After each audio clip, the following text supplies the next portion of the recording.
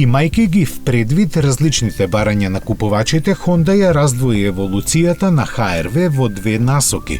Глобалниот модел кој се продава и во Европа ни е познат веќе цела година, а сега пристигна и американскиот кој, иако ја има истата ознака, нема ништо заедничко со него.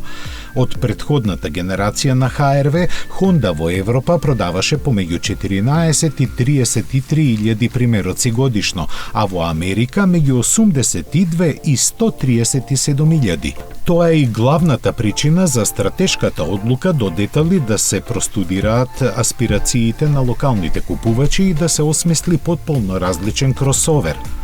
Поставен е на платформата на новата генерација на Civic, што го сместува во C-сегментот. Honda не ги објави спецификациите, но јасно е дека овој кросовер според габаритите ќе биде блиску до CR-V.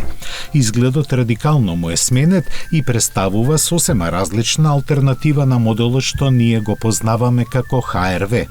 Поинаквото тело со пониски бокови, подолг преден и заоблен заден дел, стилски му дава поконзервативен карактер и го прави уникатен во асортиманот на Honda.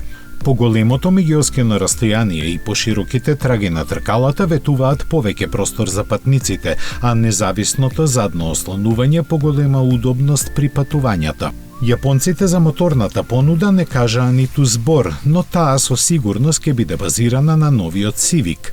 Веќе е потврдено дека во Европа ќе се нуди само во хибридна изведба која ќе биде лансирана идната година под засега непозната ознака.